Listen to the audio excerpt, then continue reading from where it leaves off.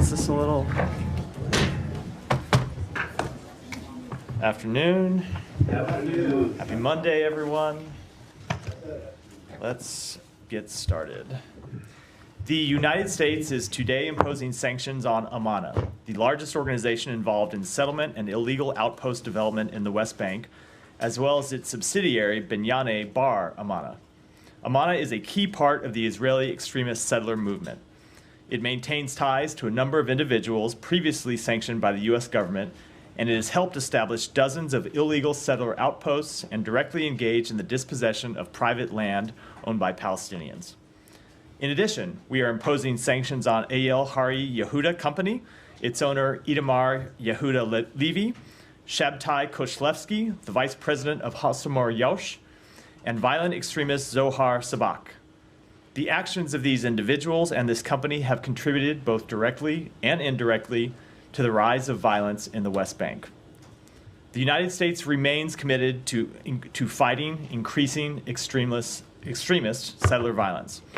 Over the past 10 months, we have sanctioned 33 entities and individuals, including today's actions, for their activities in the West Bank. These sanctions have targeted an ever-broadening array of actors, from individuals to organizations, for their roles in the escalating violence and instability. There is no justification for extremist violence against civilians, period. We are committed to working with Israel and the Palestinian Authority to de-escalate violence in the West Bank, which has cost the lives of too many Israeli and Palestinian civilians. The President and the Secretary have repeatedly stressed with their Israeli counterparts that Israel must do more to stop violence against civilians in the West Bank and hold accountable those responsible for it. But as we have also made clear, in the absence of such actions by the government of Israel, we will continue to take our own steps to hold those responsible for violent extremism accountable. And with that, Matt, congratulations on the Bills' victory yesterday. Thank you. Big one. It was big. Yeah. And it was good. Yeah. I'm glad that the whole country, with the exception of maybe Kansas City area, is happy. I'm not a partisan to either of those teams, so I won't speak to the relative goodness, but let your remarks stand. Well, thank you. Before we get back to the what I'm sure will be a lot of questions about the Middle East, I just wanted to ask you quickly about transition. Is there anything new to report on contacts between incoming team and state? So a couple things. With respect to the official transition process, no, there's nothing that has changed. I'll let other agencies speak to the memorandum of understanding process. My understanding is that there has not been a signed memorandum of understanding, which is what has to take place before the incoming administration's transition team can come start work here, getting briefed and getting access to information to proceed in the transition process. That process has not changed. There has been an additional contact I can read out. The Secretary phoned Secretary-designate Marco Rubio yesterday to offer his congratulations on his appointment and to pledge to him, as we have said publicly, that we will do everything within our power to make it a successful transition. Okay, and that was the extent of it? That was the extent of the call, yeah. Okay. Now, on to the, does anyone have another transition question? Did the Secretary talk about any policy issue? I'm not going to get into any further specifics other than that what I said, which is he called to offer his congratulations and pledged that we would work to make it a successful transition. So on the Lebanon front, there's a whole flurry of speculation and reports that something is in the works. Can you fill us in on where things stand there? So we continue to be engaged with our Israeli counterparts, with the government of Lebanon, with a number of other countries, both in the region and outside the region, to try and reach a resolution to the conflict across the Blue Line. As you know, we've been trying for some time to get a resolution that would see UN Security Council Resolution 1701 fully enforced, and we are making progress on it, but I wouldn't want to comment on it beyond that. Do you know if are people heading out to the region? Well, we always have people moving around various places in the region, but with respect to any travel to Lebanon, I don't have any to announce today. Okay. Not everybody at once. Easy, wait for. All right, Alex. Thank you, Matt. We'll move to you. Front row is very demure today. It's like everybody else was watching the Bills game and celebrating. No. Can we just stay then on the Middle East if he wants to? Sure. I just on Gaza. Yeah. And the aid situation, which does not seem to have improved significantly at all since last week in your announcement last week. What's the latest on that? So we have seen the situation improve, though to see the actual realization of all of those improvements, we do think will take some time. But we have seen the government of Israel take additional steps. They voted last week to allow 250 trucks per day in, and then in addition, the Prime Minister instructed the Minister of Defense to make every effort to get that level of daily truck deliveries up to 350, which is the number that we called for in the letter. As you know, they now have 5 crossings open. They reopened a crossing that had been closed. They opened a new crossing, things that we called for. They restarted the Jordan Air Force's corridor, something that we had called for. They removed 30 items from the dual-use restricted list, something that we had called for in the letter on behalf of a number of humanitarian organizations that had been calling for those steps to be taken. They restored deliveries to the north. They expanded the Mawasi humanitarian zone by 25%, something that we had called for in the letter. They are implementing the UN's plan to prepare for winter, which includes things like repairing roads, facilitating the entry of winter-specific aid, vaccinations for winter-specific diseases. And so we have seen them take a number of steps, some of which have been public, some of which they have communicated to us, and I'm making public now. And it will take some time to see whether those actually translate to what they're supposed to translate to, which is more humanitarian assistance making it into Gaza, and then more humanitarian assistance making it to the actual people inside Gaza that need to get it. And that's what we're committed to seeing take place over the coming weeks. Yeah. Just, I guess this is related to sort of transition. Do you have any comment on reporting about Elon Musk meeting with the Iranian ambassador last week, Monday? I don't. Okay. I don't. Going back to Lebanon, Matt, can you say whether there have been any gaps that have narrowed in the negotiations over a diplomatic resolution here?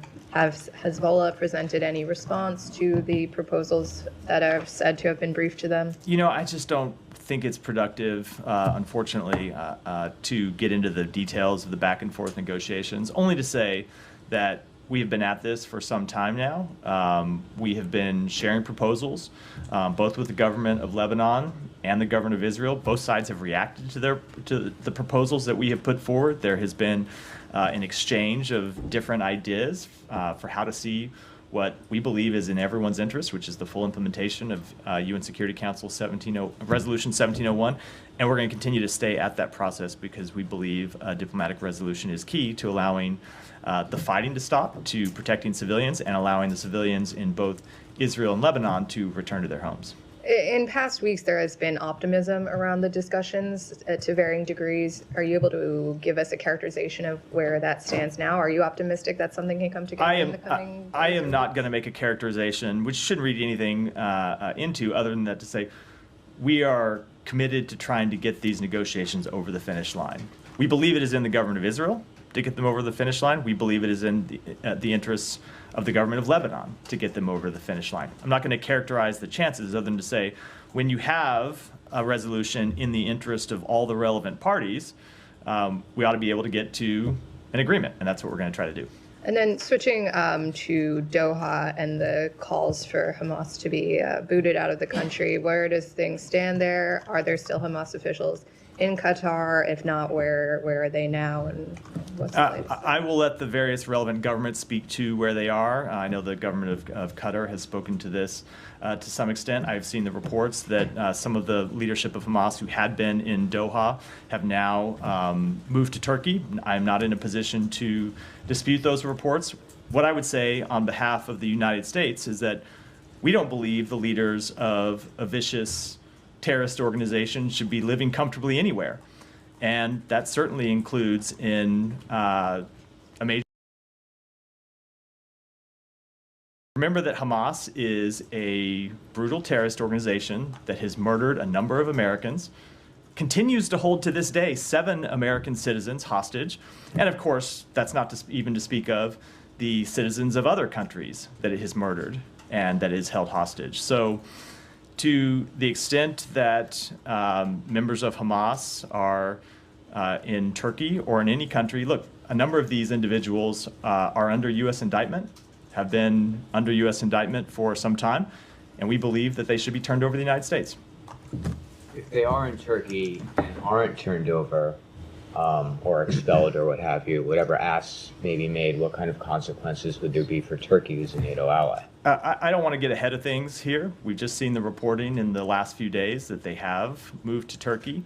But of course, we will make clear to the government of Turkey, as we have made clear to every country in the world, that there can be no more business as usual with Hamas. Go ahead, Hiba. Follow up on the questions regarding Lebanon and the negotiations. You used to say, for example, when it comes to Hamas and Israel, the onus is on Hamas or on Israel. When it comes to Lebanon, where's the problem? Here or here? Lebanon, Hezbollah, or Israel? So both the government of Israel and the government of Lebanon need to agree to an ultimate resolution, a diplomatic resolution. Obviously, that requires to both of them agreeing to the various proposals that we have put forward. And you can imagine, as is always the case in this kind of diplomatic engagement, there are things that each side wants and things that each side objects to. And what we try to do is to work through that and get to a resolution that both parties can agree to. But ultimately, the onus is on both of those countries. And when it comes to to the internal politics in Lebanon, you've been trying to have a kind of political solution for the presidential elections and many things in Lebanon. Any update on these efforts? No, look, we continue to want to see the Lebanese parliament elect a new president. We have been pushing for that since before the outbreak of violence in the past few months. We've been pushing for that since before October 7th, and we're continuing to push for it, but I don't have any update to offer. There are some talks that there are regional partners pushing for a role to Bashar al-Assad within Lebanon. Are you on the same page, or do you accept such a proposal to start with? I don't know what proposal that refers to specifically, and I wouldn't want to comment on it here today. Thank you. So let me just try to stay in the region first. Michelle, go ahead. Matt, do you support the Israeli right to intervene in Lebanon militarily in the future in case the Lebanese armed forces or the UNIFIL don't move against Hezbollah? So especially in the south. Yeah, so I don't want to speak to that specifically. I know there have been reports about various things that may or may not be under negotiation. So sometimes when I comment on even general questions like that here, they're interpreted as me weighing in on the specifics of negotiations. I will, of course, say that every country in the world has the right to defend itself against terrorist attacks. That includes Israel, includes other countries as well. And I think I'll leave it at that. And will you give Israel guarantees in this regard? I'm just not going to speak to the underlying diplomatic negotiations. And is there only one draft that you are working on, or 2 drafts? Only one. I think I'm going to have to apply my previous answer, which is I'm not going to talk to the specifics of the negotiations. Ultimately, we're looking to a proposal that can be agreed to by both countries. And do you know if Folkestein is going today to Lebanon, or? I would refer you to the White House for that. Almost hasn't worked here for more than a year now, but I would direct you to the NSC to speak to his travel schedule. Thank you. Go ahead. Yeah. Over the weekend, Haaretz reported on Israel's crackdown on foreign activists in the occupied West Bank, stating that at least 16 foreign activists, many of them our Americans, have been expelled from Israel since last October after being detained in the West Bank. Have you seen these reports, and do you have any reaction? Do you believe that Israel is deliberately targeting foreign activists? Yeah, we have seen the reports, and we are currently gathering more information about them. I don't have any specific information to speak to, and so don't have any comment on them, but would say in general, we support the rule of law and due process, and will continue to advocate for these principles, especially when they pertain to the treatment of U.S. citizens. And one more on this, activists being targeted. Turkish American activist Ayşenur Egi was also killed by Israel in the West Bank 69 days ago, and there has been no accountability to this date. Eyewitnesses say she was deliberately targeted by Israeli forces. The last time I raised this issue at the briefing, you told me that you were pressing Israel for answers. Have you received any answers? Do you have any update? No, I don't have an update. That continues to be the case. We have been in contact with the government of Israel, including very recently about this case, to make clear that we wanted to hear from them exactly what happened.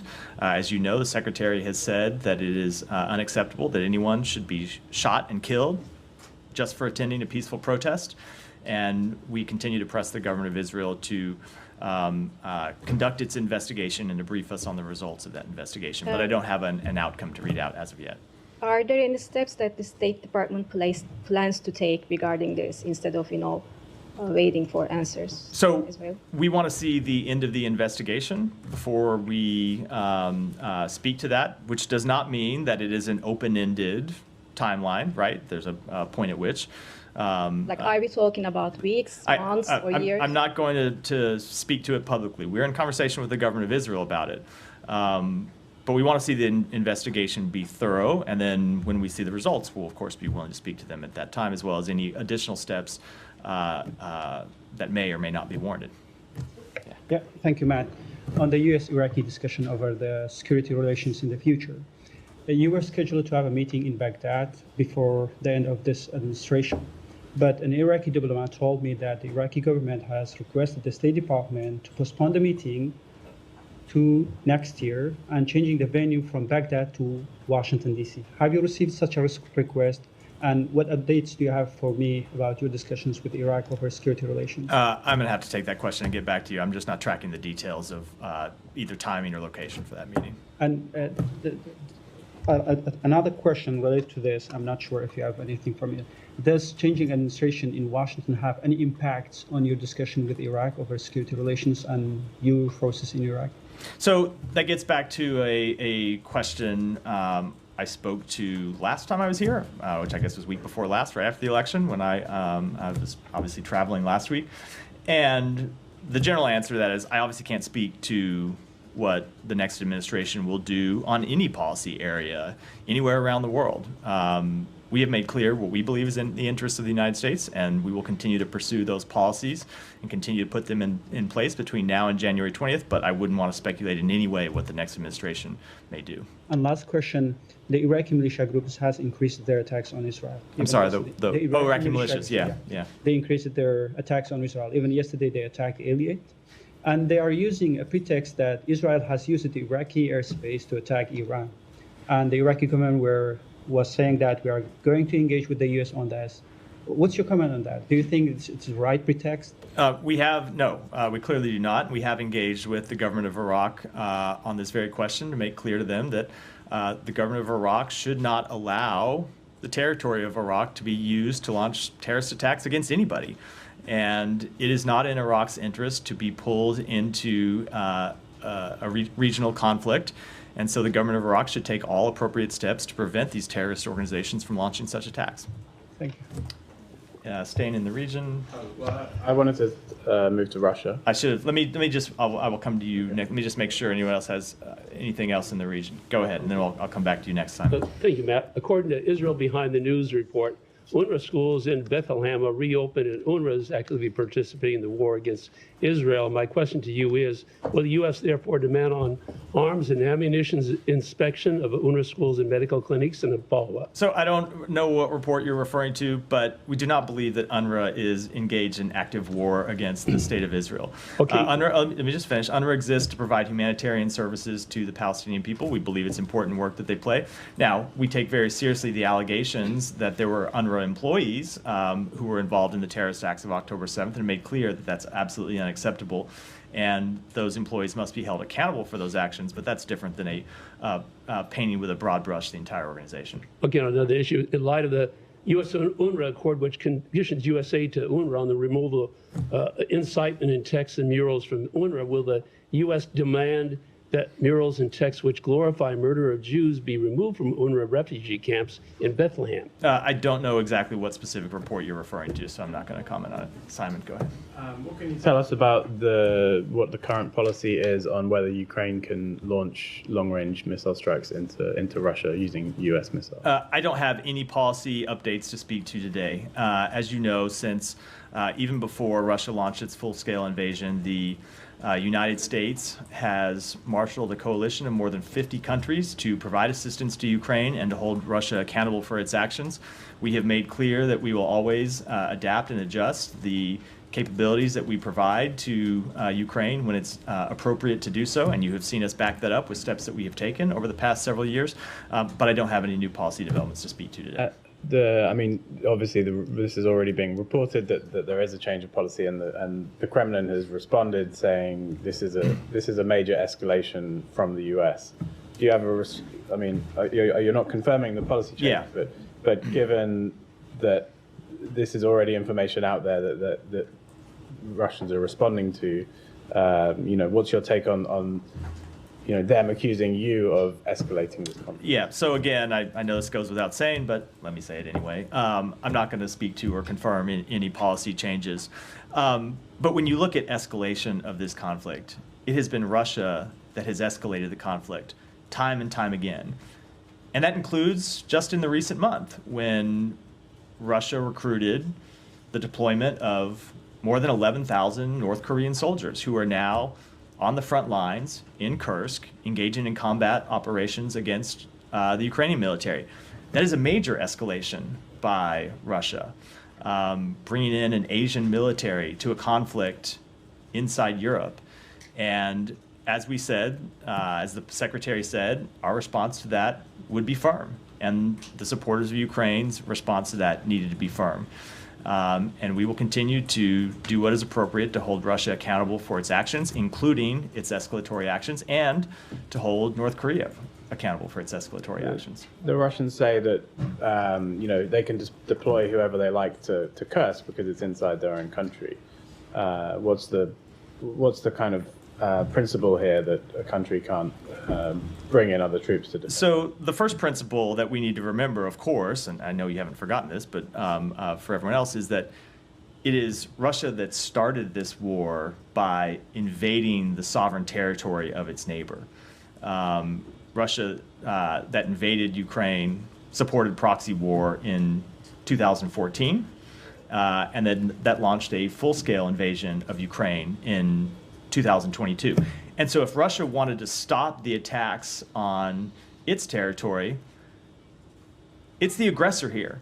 And it could withdraw from Ukraine. It could stop targeting Ukrainian civilians. It could stop targeting Ukrainian civilian infrastructure. It could stop occupying Ukrainian territory. So it matters very much who is the aggressor in this conflict and who is the victim. But the fact that Ukraine is defending the occupation of its territory by launching attacks inside Russia in no way justifies the escalation of this conflict by introducing a foreign army into conflict directly with Ukrainian soldiers. And you've said that since the election of Donald Trump as the president-elect, you've said you will surge remaining military assistance to Ukraine, with I guess the idea of strengthening the Ukrainians. From the sort of comments from Russia, sort of saying, well, this is an outgoing administration and they are acting irresponsibly by further escalating a conflict. I know you're not confirming this particular act, but you have talked about rushing support for Ukraine and giving the Ukrainians as much as possible. Is there a danger that you are fueling the fire of a conflict that your successor may have a different view on? The American people elected Joe Biden to a 4-year term, not to a term of 3 years and 10 months. And we will use every day of our term to pursue the foreign policy interests that we believe are on behalf, that we believe are in the interests of the American people. If the incoming administration wants to take a different view, that is, of course, their right to do so. And I expect in many cases they will do so. But it is our duty to fulfill the mandate that the American people gave to President Biden. And we will continue to do that. And I would add that when you look at the position of the American public on support for Ukraine, there has been overwhelming support among the American people, and there's been overwhelming support in Congress for providing this aid to Ukraine. So we're going to continue to provide it and get all of it out the door before we leave office. Yeah, Janet, go ahead. Thank you very much. Russia and North Korea.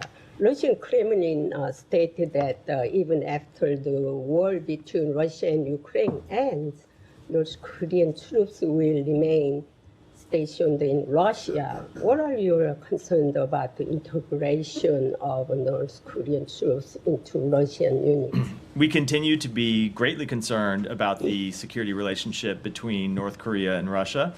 And I think it's worth pointing out our concerns are not just because of the fact that North Korea has introduced its own forces onto the battlefield with Ukrainian soldiers, but what it is that North Korea might be getting in return. It seems very hard to believe that they sent 11,000 soldiers to fight in Russia, potentially die in combat against the Ukrainian military, without getting something in return. Now, we don't know what that may be, but it doesn't require a great leap of faith to believe that it is going to be something that is deeply destabilizing to security in Asia, which is why we have made those concerns quite clear to a number of countries in the region. North Korean Kim Jong-un said nuclear strengthening and announced that the preparation for war had been completed.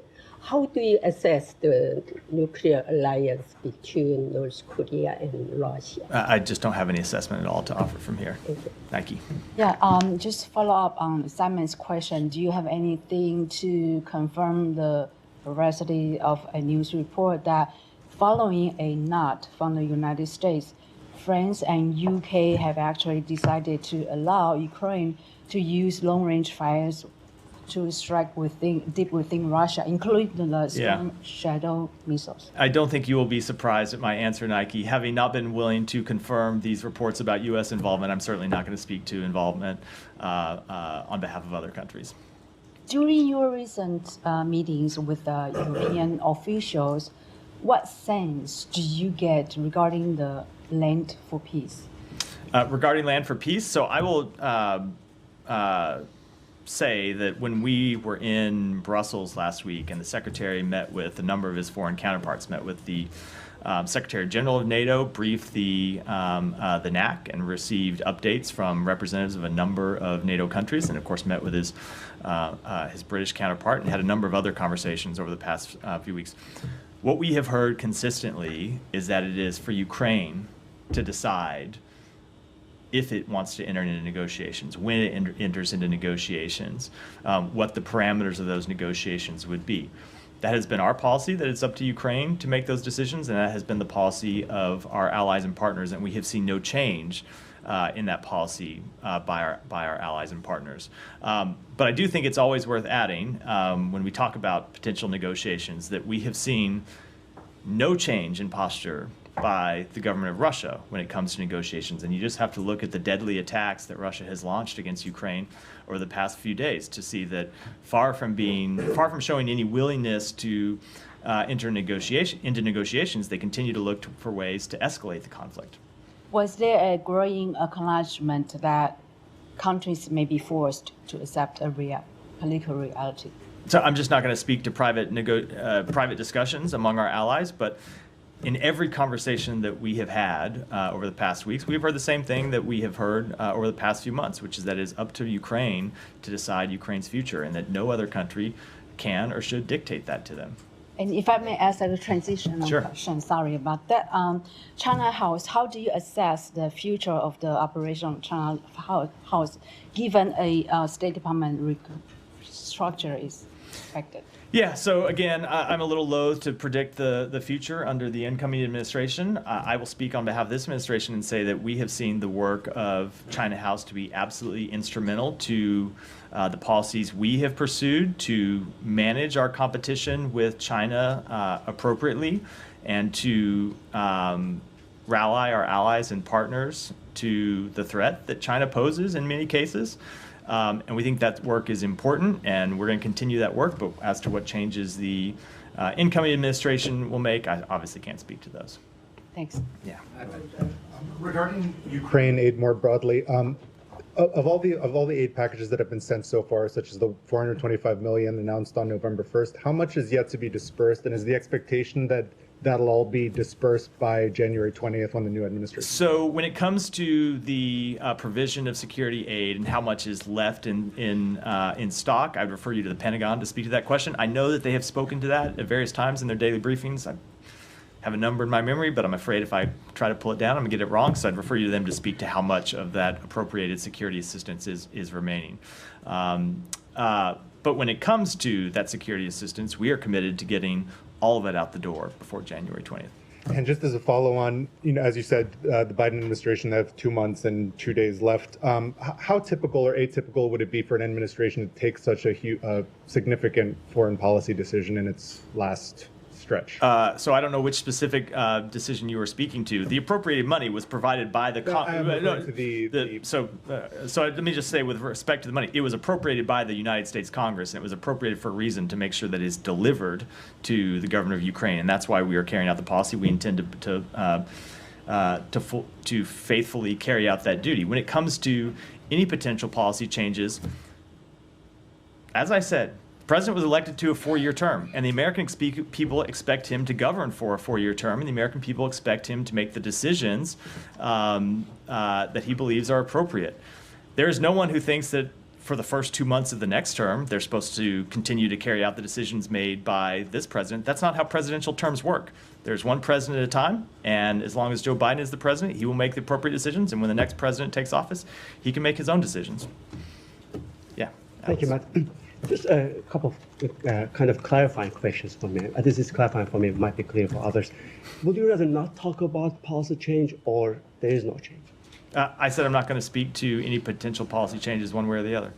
I mean, the secretary. I don't think you're unclear, Alex. Despite the preface to your question, I don't think you need clarification. The secretary made it clear that depending on the situation on the battlefield, we will adjust our policy.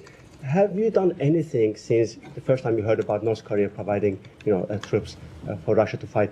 Anything to discourage North Korea from providing more? Yeah, we have been in close conversations with not just our allies and partners, but with other countries who we believe should be concerned. We have communicated directly with the government of China, who, as you know, has a very close relationship with the DPRK, obviously much closer relationship than we do, and have made it clear that we think this sort of deepening tie between North Korea and Russia, and especially the type of assistance that North Korea could receive from Russia in return, is not in China's interest, and that China ought to speak out against it, and that China ought to make clear to North Korea that this is something they object to. I mean, these are the statements, but there was no action. We have taken a number of steps, and if you look at the diplomatic engagements that we have pursued, Alex, I could point you to, oftentimes I can't speak to them publicly, but there have been a number of times over the past few months when our diplomatic engagements with allies and partners or other countries have led to them to intervene and potentially ward off a dangerous escalation. Tomorrow marks 1,000 days since February 24, 2022. Why not strengthen Ukrainians' hand while you can, by letting them strike back deep inside Russia? If you look at what the United States has done, we have supplied Ukraine with an extraordinary amount of equipment, billions and billions of dollars of equipment that they have used to prosecute this war, that they have used to push Russia back off of Ukrainian territory in many respects. The job, of course, is not completed, and we have authorized them to take strikes inside Russia. Now, with respect to any other potential policy changes, as I said, I'm just not going to speak to them from here. You believe you still have time? I'm sorry? You believe you still have time? I don't have anything further to say on the matter, Alex. I think it's quite clear. Thanks so much. My last one on this matter. German Scholz call to Putin. Was it helpful, harmful? Where are you at this? I don't have any comments by about the diplomatic engagements by the government of Germany, who is, of course, a close ally of the United States. Thank you. Go ahead. Thanks, Matt. An Indian citizen, Anmol Bishnoi, was detained in California by the U.S. Immigration Department last week. Media reports suggest that FBI officials and Indian security officials have discussed the possibility of deporting him. Wondering if you have anything to add on this report or, verify this report. No, the only thing I would add to it is that it would be appropriate, if anyone is going to comment on such a report, it would be the Department of Homeland Security and the FBI, not the State Department. There were also disturbing reports of... I said is going to. They may, and I prefaced it that way because they may decline to comment, but I certainly am not going to comment on something that falls within their jurisdiction. Right. There were also disturbing reports of mob violence when a political gathering of Awami League in Bangladesh was attacked for peaceful protests, public attacks on women, minorities attacks, journalists jailed, and press access cancelled. Critics of the interim government suggest that the 15th August students' monsoon revolution is taking the country back to the conditions from where it all started. We heard Vedant condemning it here from the podium, but have you had any engagements with the Bangladeshi interim government on this particular issue? I'm not going to speak to private diplomatic engagements from here, but we have made clear to the government of Bangladesh, as we make clear to countries all around the world, that we support the right to peaceful protest and that in no way should any government engage in violent crackdowns on peaceful protests. And one last one. Yeah. Bangladesh Attorney General pushed for change in the constitution to remove the word secular from the constitution amid growing attacks on religious minorities. Wondering if you have anything to add on. I'll take that back and see if we have anything to say about it. Go ahead. So Secretary Blinken last week pledged a firm response to the North Korean troops in fighting in the war. So if there's no change in policy, should we expect any more response to that, and when? You should expect us to deliver on the Secretary's words, and I'll leave it at that. And going back to the Scholz call, did the Germans consult with you before, or did they read out the call afterwards? I'm not going to speak to private diplomatic conversations, but we are always in close contact with our German allies.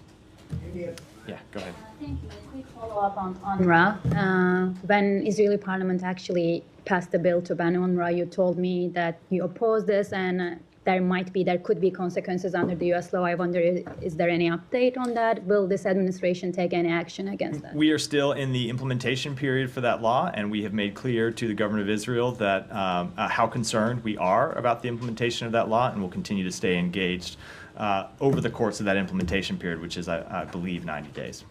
Thank you. Yeah, Jenny. Can I follow up on something that was in the letter that Secretary Blinken and Austin sent, this civilian harm channel? Has that met yet?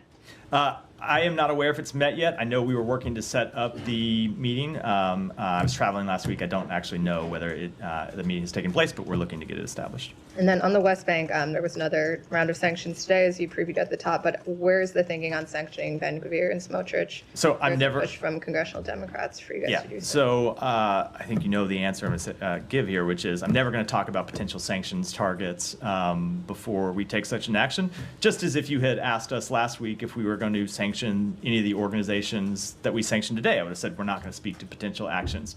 But we do mean it when we say the government of Israel needs to take further actions to crack down on those responsible for extremist settler violence. And if they don't, we are committed to taking our own actions. Would you support your partners sanctioning these two Israeli ministers, as the Brits have suggested they would be willing? I'm not going to speak to hypotheticals. These are the type of things that we discuss with them privately, but I think we ought to leave it at that. Yeah, Simon. Different subject.